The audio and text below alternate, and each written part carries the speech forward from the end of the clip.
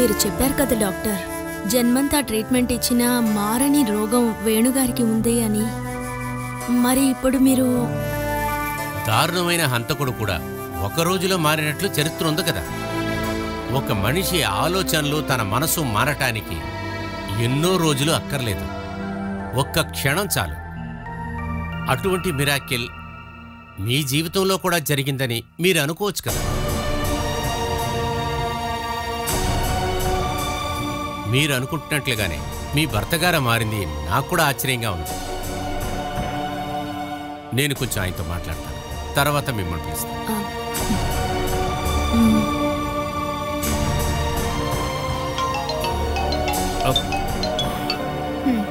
అది కొంచెం silent mode లో పెట్టొచ్చు కదా. ఆఫీస్ నుంచి MD call. Suraj, look that. Sorry, నేను ఇప్పుడే వస్తాను. Hello sir. అవును, పర్వాలేదు చెప్పండి. లేదు,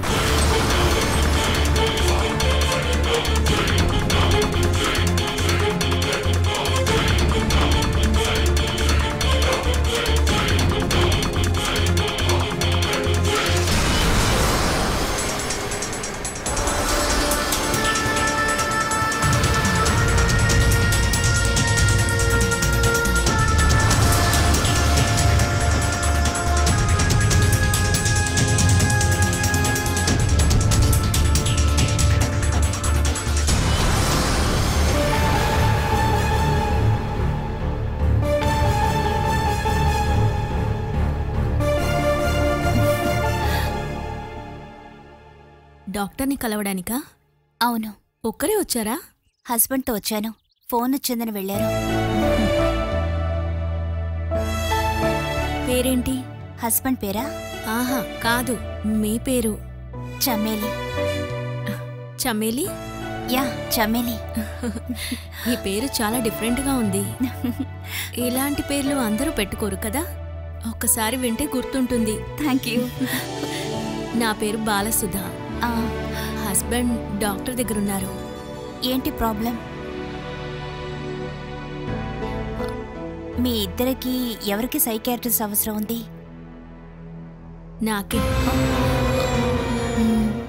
సస్పీషియస్. నా హస్బెండ్కి మనోవ్యాధి ఉందేమోనని అనుమానం. మీ ప్రాబ్లం చెప్పండి సార్.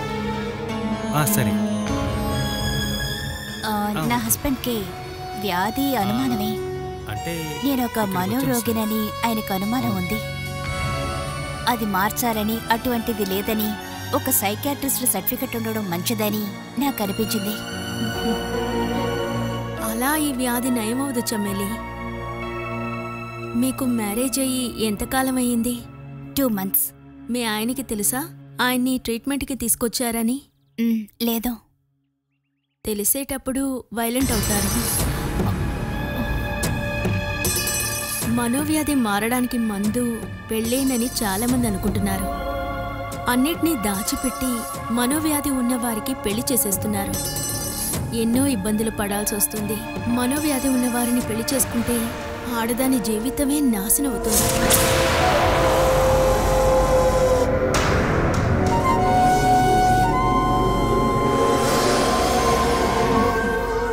అయితే మీ హస్బెండ్కే సమస్య కదూ? ఆయనకే రోగం, కరెక్టే కదా?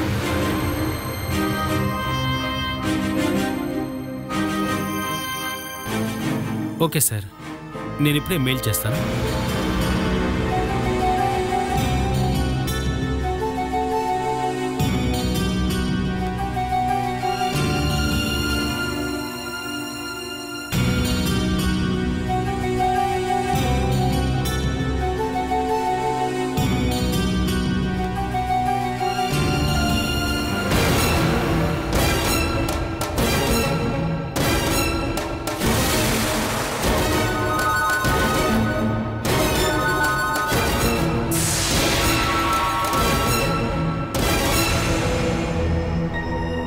నిన్ను పిలుస్తున్నారు బాల.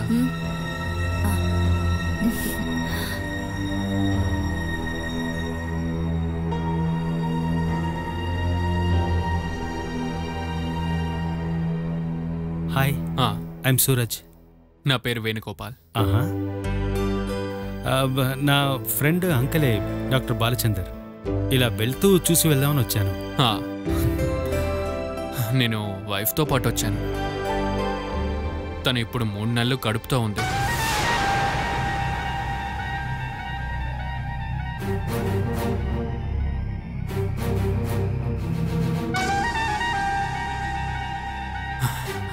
లేదు, ఈ ప్రెగ్నెంట్గా ఉన్న టైంలో కొన్ని సమస్యలు ఉంటాయి కదా, ఎక్కువ భయం, పీడకలలు అలాంటివి ఉంటాయి కదా. ఈ టైంలో ఒక సైకాట్రిస్ట్ అడ్వైస్ మంచిదే. మనసుకి మంచి ధైర్యం దొరుకుతుంది.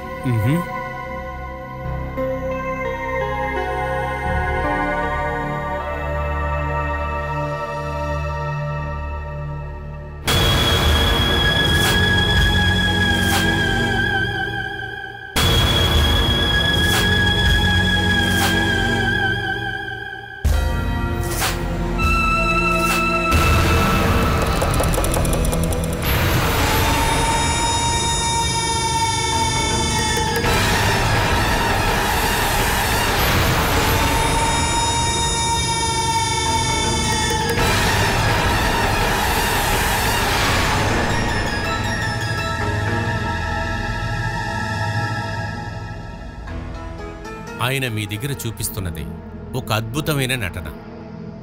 ఆ విధంగానే ఇప్పుడు కూడా మీరు నమ్ముతున్నారా?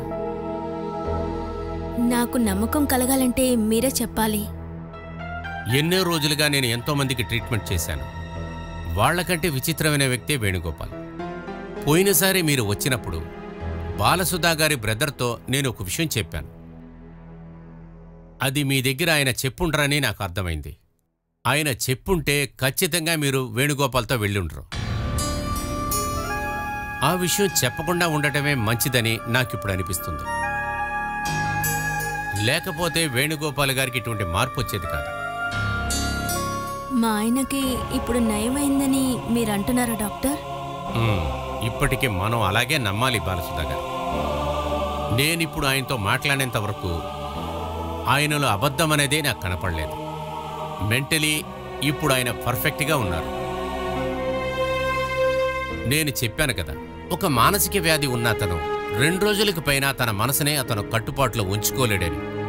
అంతలోపే ఆయన లోపల ఉన్న నిజం బయటపడుతుంది. ఇప్పుడు మనం చూసుకున్నామంటే వేణుగోపాల్ దగ్గర ఎటువంటి మార్పు ఆయన దగ్గర నుంచి మనకు రాలేదు. దాని అర్థం ఆయన మానసిక వ్యాధిలోంచి ఆయన బయటపడాలని అనుకుంటున్నట్లే అర్థం కదా.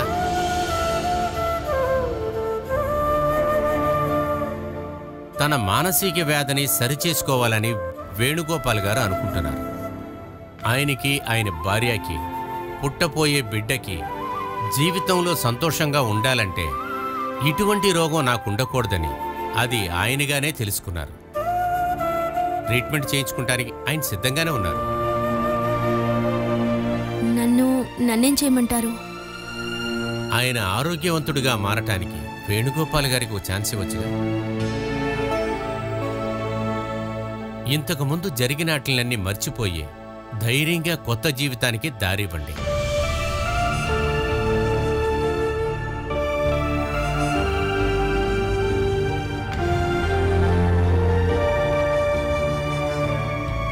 వేణు సార్, మీరు ఎక్కడ వర్క్ చేస్తుంటారు?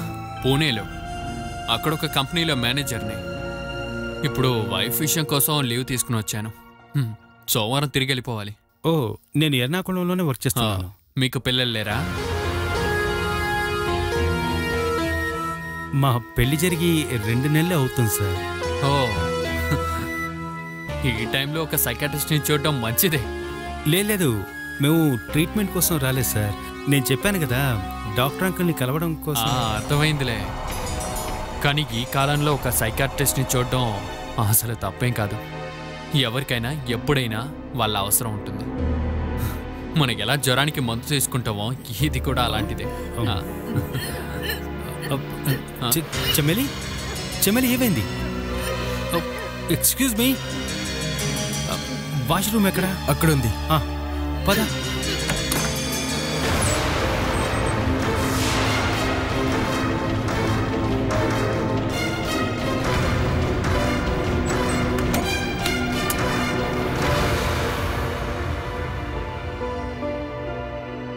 ఏంటండి?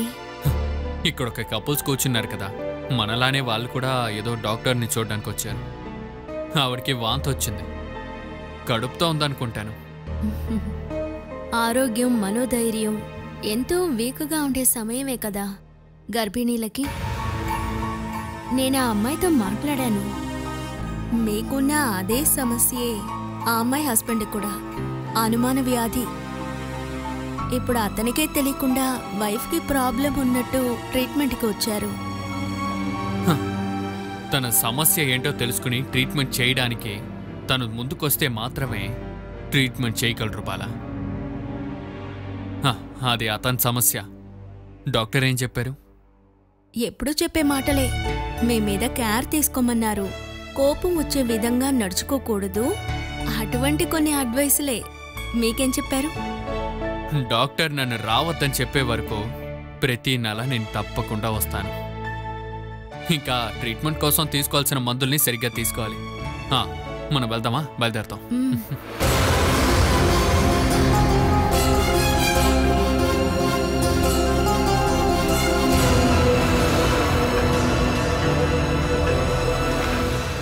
ఇప్పుడు ఓకేనా?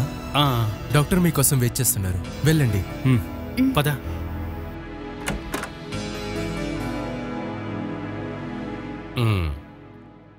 ఏంటి Chameli Suraj problem? Sorry doctor, Suraj కాదు, నాకే ప్రాబ్లం. రియలీ? కానీ ఇప్పుడు చూస్తే నా అవసరం సూరజ్కే ఉన్నట్లుంది. చమేలి, మీరు చెప్పండి, ఏ సమస్య తీర్చాలని చెప్తారు? తనకు బాగా టెన్షన్ డాక్టర్. సడన్గా కోపం వస్తుంది, మాట్లాడుతూ ఉండగానే ఉన్నట్టుండి మారిపోతుంది. ఏంటమ్మా, నీ కోరికలన్నీ తీర్చకుండా ఎప్పుడూ పనిని తిరుగుతున్న హస్బెండ్ బోరు కొట్టిస్తున్నాడని అనిపిస్తుందా? అలాగేవి నాకు అనిపించలేదు. ఇంకా నా లైఫ్లో కావాల్సినవన్నీ నాకు దొరికాయి. అన్ని సౌభాగ్యాలు దొరికే నేను జీవిస్తున్నాను. సూరజ్ లాంటి ఎంతో ప్రేమించే భర్త కూడా నాకు దొరికారు.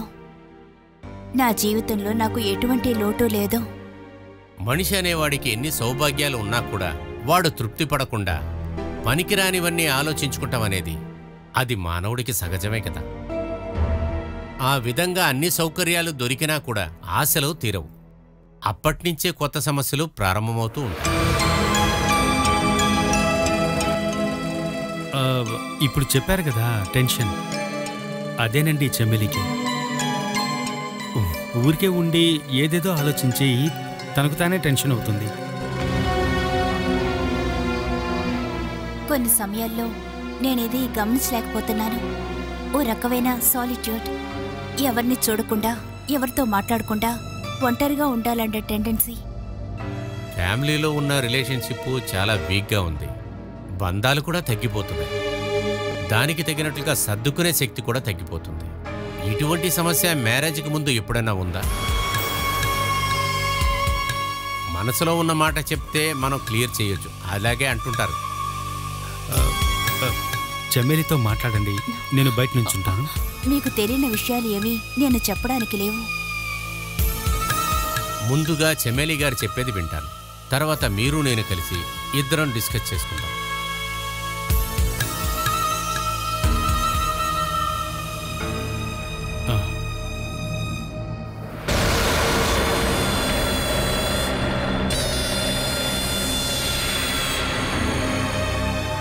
వచ్చే నెల 17వ తారీఖు డాక్టర్ని కలవడానికి డేట్ బుక్ చేస్తావా? శనివారమే, అందువల్ల నువ్వు లీవ్ వేయాల్సిన అవసరం ఉండదు.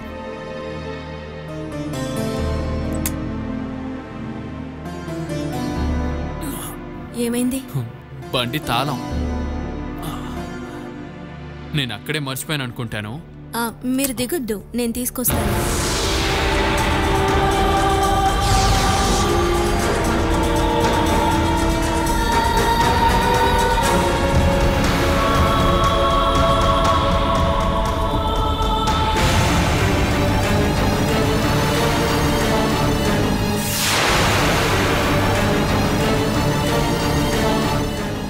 सूरज सर,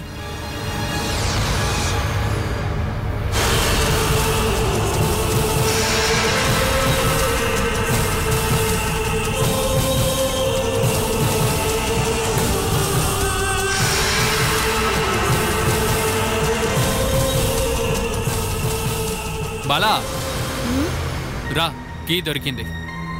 ఆ,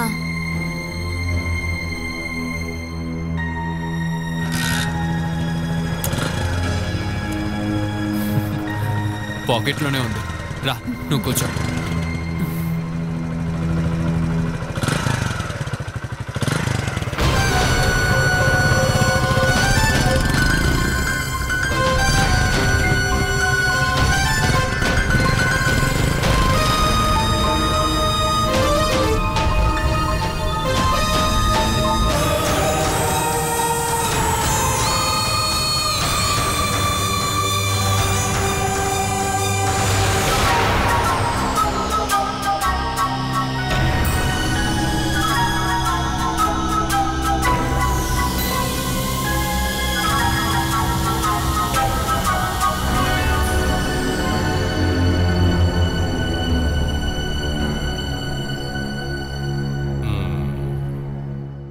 చమేలి గారు చెప్పిన దాన్ని బట్టి కొన్ని రోజులు రిలాక్సేషన్ థెరపీ ఇస్తే దాన్ని మనం సరిచేసేయచ్చు.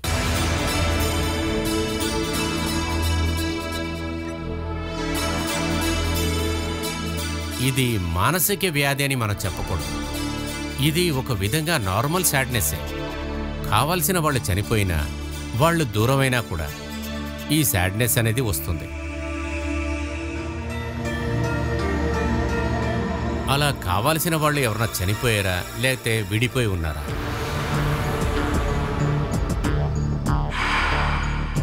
చమేలి గారు, నా ఫేస్ చూడండి.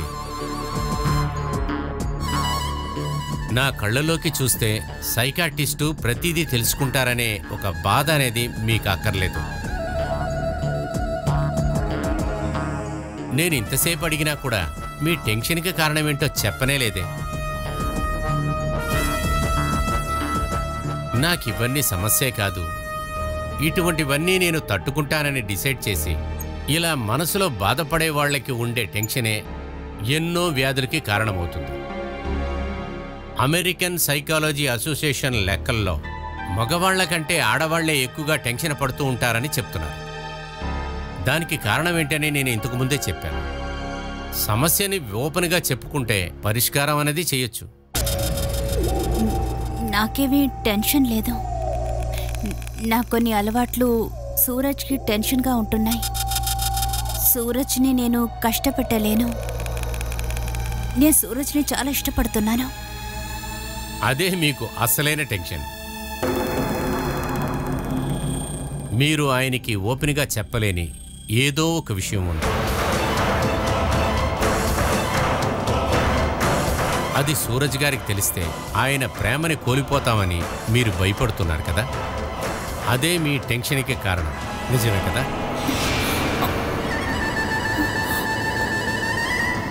మీ టెన్షను మిమ్మల్ని మాత్రమే కాదు నాశనం చేసేది. డిప్రెషన్, బాధ, నిద్రపోకుండా చేయటం, మనసు బాధపడటం, మీ ఆరోగ్యాన్ని అది ఎక్కడైనా బాధిస్తుంది. Digestion problem, hair whitening.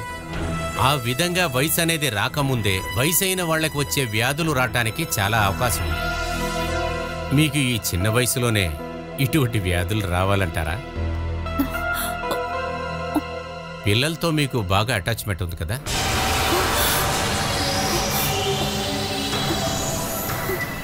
చిన్నపిల్లల్ని చూసేటప్పుడు, లేకపోతే వాళ్ళ ఫోటోలు చూసేటప్పుడు ఎక్కువగా ఎమోషనల్ అవుతారా?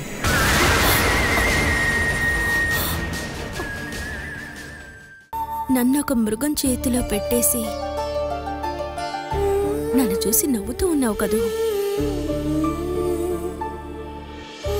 నువ్వెందుకు ఇంతకాలం నాకు పరీక్షలు పెట్టావు? అన్ని కష్టాలకి మధ్యలో కానీ నువ్వు నా కోసం దాచి ఉంచింది ఈ సంతోషం, ఈ సన్మానమని నేను అనుకోలేదు. నా సంతోషాన్ని నువ్వు మళ్ళీ ఇచ్చేశావు. నువ్వు నాతోనే ఉన్నావని నాకు అర్థమయ్యింది.